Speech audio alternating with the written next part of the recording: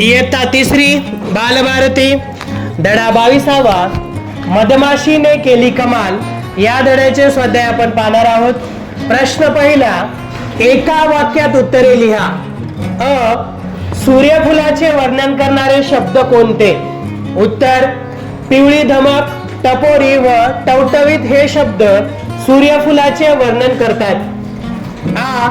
मुंगीने शेतकऱ्याला कोणता प्रश्न विचारला?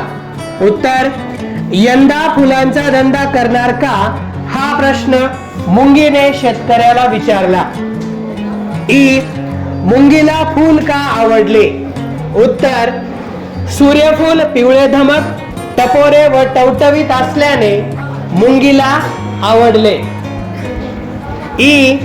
चिमणी खेळायला का निघून गेली? उत्तर, बिया सोलता सोलता चिमणीला कंटाळा आला म्हणून चिमणी खेळायला निघून गेली.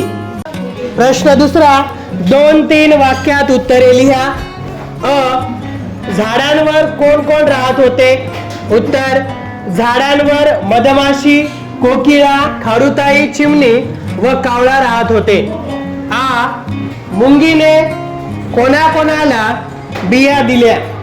उत्तर, मुंगीने बिया कोकिळेला, खारुताईला, चिमणीला, कावळ्याला व मधमाशीला दिल्या, तसेच काही बिया स्वतःला ठेवल्या. प्रश्न तिसरा, कोणी केले ते सांगा. बिया दुसऱ्याच्या घरट्यात ठेवल्या, कोकिळा. बिया सोलल्या, चिमणी. सगळ्या बिया खाल्ल्या, उत्तर, खारुताई. बिया टाकून दिल्या, कावळा. बिया रुजायला घेतल्या, मधमाशी. पुढचा प्रश्न, प्रश्न चौथा, कशासाठी ते लिहा. मधमाशी सर्वांना बोलवत होती. उत्तर, खड्डा करून बिया रुजत घालण्यासाठी मधमाशी सर्वांना बोलवत होती. मुंगीने बिया जपून ठेवल्या. उत्तर, पुढच्या वर्षी खाण्यासाठी मुंगीने बिया जपून ठेवल्या. खारुताई शेंड्यावर गेली. उत्तर, बिया लपवून ठेवण्यासाठी खारुताई शेंड्यावर गेली. शेतकरी बियातून तेल गाळतो. उत्तर, सर्वांसाठी शेतकरी बियातून तेल गाळतो.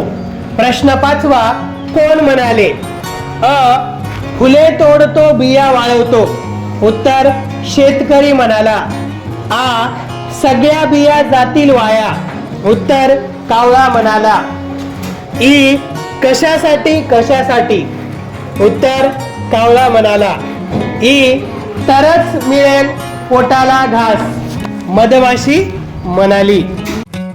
पुढचा प्रश्न, प्रश्न 6वा, विविध तेलबियांची नावे लिहा व संग्रह करा. उत्तर, शेंगदाणा, करडई, सूर्यफूल, तीळ, राई, मका. तर या धड्याचे संपूर्ण स्वाध्याय येथे संपतात. तर सुंदर अक्षरात या धड्याचे स्वाध्याय लिहून काढा आणि वाचन करा.